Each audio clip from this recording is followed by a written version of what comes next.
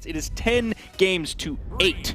So that one is actually quite a bit closer, but the recency is really going to favor Snowy in this one, except for the World Championship. That is one where Luna actually took a set off of him. So the 2 at the Winter Championship went towards Snowy. The one right before that at World Championships went to Luna. Okay, well, we're here in game number 1 of the winners final to find out who's going to go into the grand finals. And of course, due to all that history you were just outlining, that probably explains why we're seeing Luna not on the Taros. Absolutely, and I can't remember if I mentioned this during the pre-show or not, but this is sort of one of the other characters that Luna has in the toolkit. It's kind of giving me kind of Pier vibes, because Pier, a noted Taros player, Axe player, also has kind of a nasty fate. We've seen some fate from Pier here recently. That's kind of the same vibe I'm getting a little bit from Luna with this character set. Yeah, it's very interesting. Again, no carryover in weapon set, but even like playstyle wise, you're not going to be seeing those big chunking hits. Instead, you're generally looking for a long thread line, getting extended strings. And so far, Luna with a fantastic GC Enlight. Unfortunate he couldn't follow up with a neutral layer, but he's got some fantastic options in that orb kit. Now, we might see from Luna kind of what we saw with Radish against Boomy earlier. His orb was dismantling Boomy's axe from Brawlhalla, his sword as well. That might be all of those moves that you can throw out maybe a little bit more safer than you would if you have a hammer in your hand or an axe in your hand. You can throw out a little bit more. Those recovery frames are definitely more favorable for you if you're an orb player than if you're an axe or hammer player. Well, right now, neither one of them have the option for either weapon. Snowy, back to that classic weapon toss meta, throwing weapons away. Luna finally picks up that orb, but he's playing the offstage, and despite the fact that he got that early stock, he's been just taking the damage, and the delayed ground pound from Snowy will give him a big lead. And Snowy being in yellow there was actually the best thing for him, not just because he doesn't have a lot of damage on him, but you saw how far that weapon toss sent him. It didn't have a lot of speed on it, so it didn't hit him very hard. Means he was just kind of still there. It wasn't really this like room of safety, this line that Snowy couldn't go past. He took the hit and then just waited. Luna would have to go back to the wall. In came that free ground pound. Are we going to see an orange stock here at neutral sig? Nice. Beautiful punish. Another one. He's going to get it back again, and Luna prioritized the weapon spawn over guaranteeing the edge guard. Yeah, I think Luna thought the dodge was going to still be down because he just used one for that gravity cancel end-sig, but it came up just in time for Snowy to get another one, touch the bottom edge of that corner. And unfortunately for Luna, that means Snowy's still sitting on this stock. I would have definitely made the same call that Luna did, because man, that dodge felt like it came back so fast. I think that's overall just like how long that signature is. By the time he used the actual dodge itself and then did the signature, the animation is very long. Then there was a little bit of downtime and he was able to get it back. Yeah, but Luna still able to clean up the stock, didn't take too much damage for it, so we're actually at a pretty even spot. But the offstage, Snowy with the GC sidelight, an interesting option there. I would have expected like Sayers and Nairs to try to keep the pressure on Luna. The unarmed kit from Snowy coming out. He is definitely not a stranger to unarmed, as his weapon tosses oftentimes disarm him, as much as like spending a third of his games unarmed.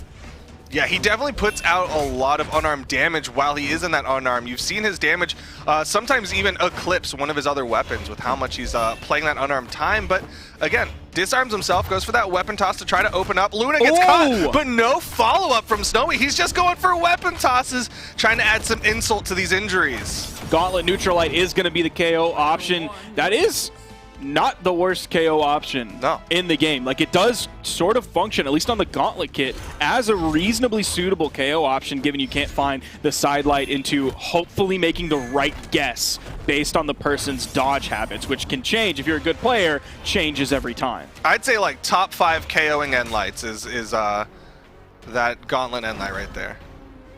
Here comes that ground pound. Beautiful. That weapon toss was just like a tap on the shoulder. He didn't feel that whatsoever. Snowy is so good at just holding those ground pounds, but not fast falling before it, right? Like, most people will fast fall so that they're falling down really quickly, but Snowy instead, he does it while rising, so it takes a lot longer, and it just covers that small wall for such an extended period of time. And there you're seeing Snowy versus Luna. The weapon throws, actually not that much for Snowy. We're used to seeing that be in the 20+ range, even into the 30s, and I think I saw a 40 at one point. Now, hopefully we get some time to look at this graph. Look at the second stocks for both players. Look how long Snowy's was. It was like a third, maybe a fifth, more significant amount of the game. Fractions are tough, right? Yeah. A high percentage of the game. Let's just go with that.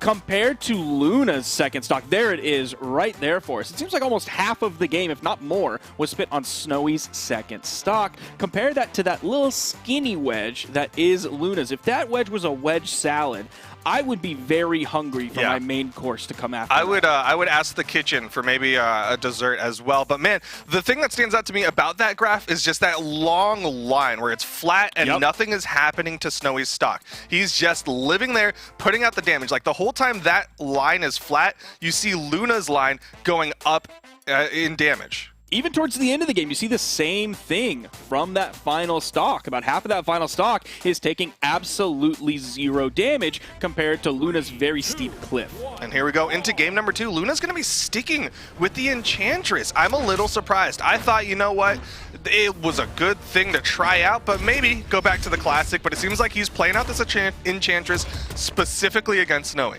Now, I'm always curious about how players feel when they're going into the winners finals, because like Snowy took out Phazon, right?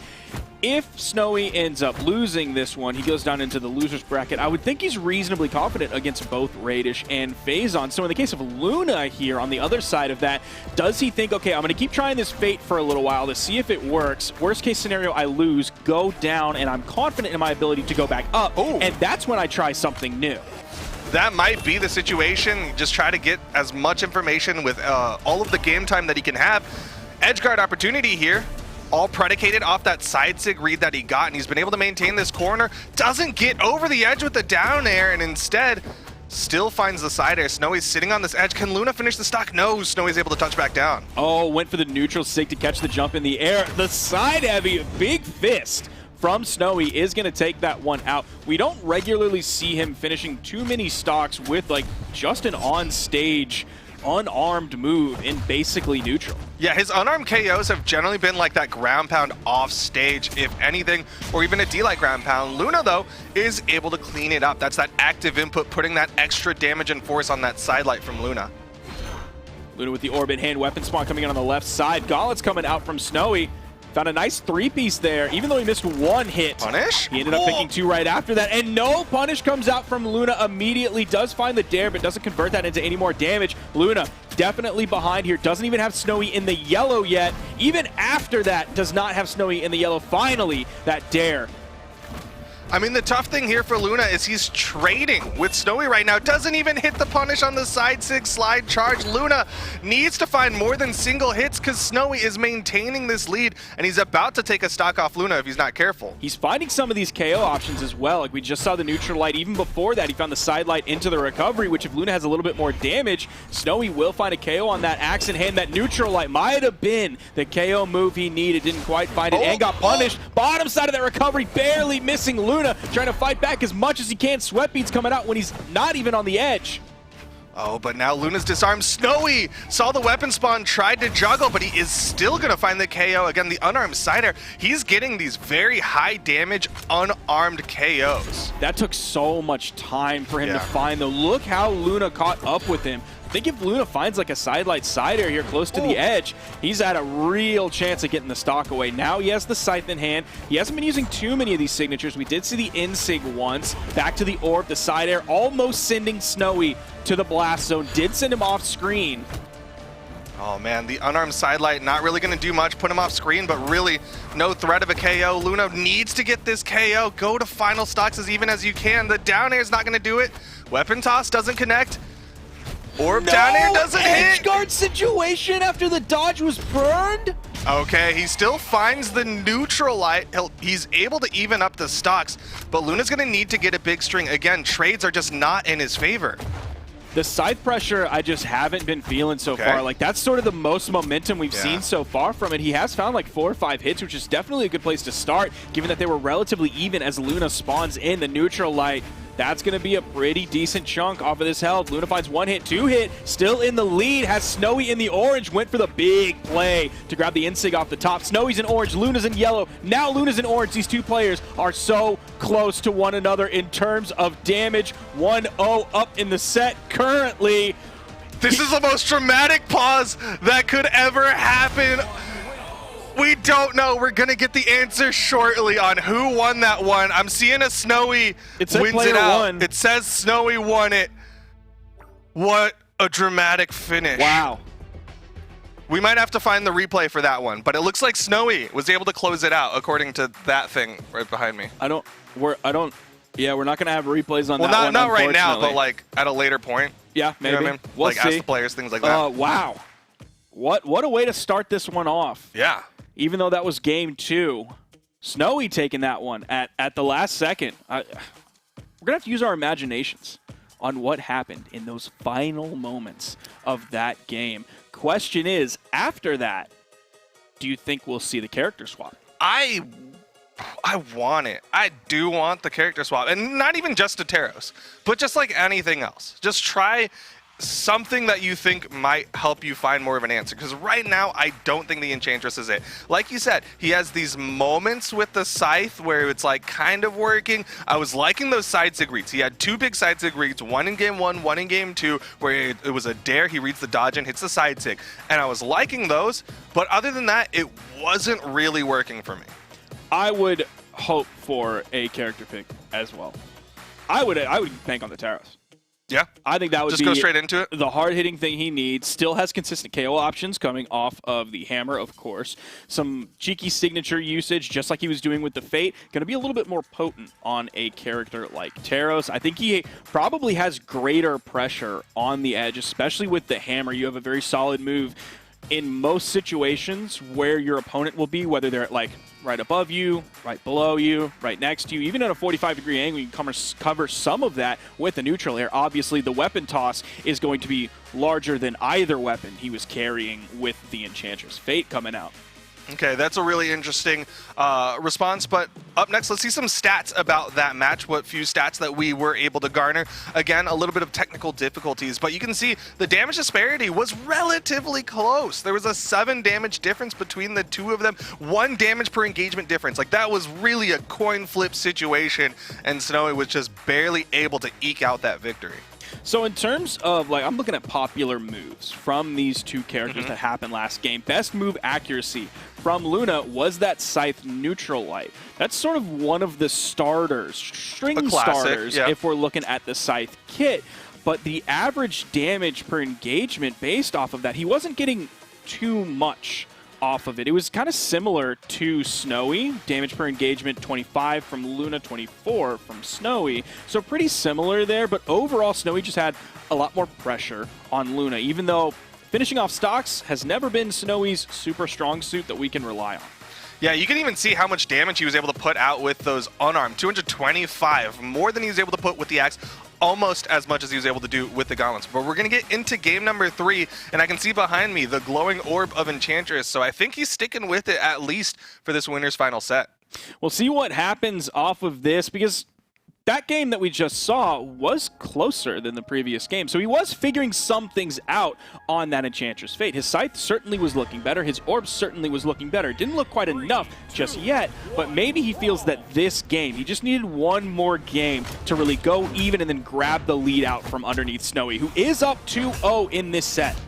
I mean, the real big thing is when you're coming in with those string weapons, right? Coming in with a Scythe, coming in with an Orb, you want those damage per engagements to be a lot higher. It's okay if you're trading, if you have a weapon that isn't a string weapon, something similar to the axe. But if you do have the string weapon, you want high damage per engagement. Or you have to do something like Phazon was doing in some of his previous sets, where he didn't have those major explosive moments coming out that did 100 damage in 4 seconds, but he was spreading out 50 damage over 10 seconds without taking any damage whatsoever. So he was still getting that damage build, even though it wasn't instantaneous.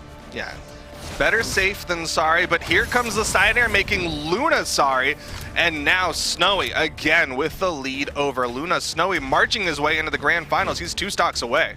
3-0 would be a very impressive message to just kind of broadcast out there to all of the other competitors. Luna, who's had incredible play today so far, kind of getting shut down here by Snowy, that would be huge.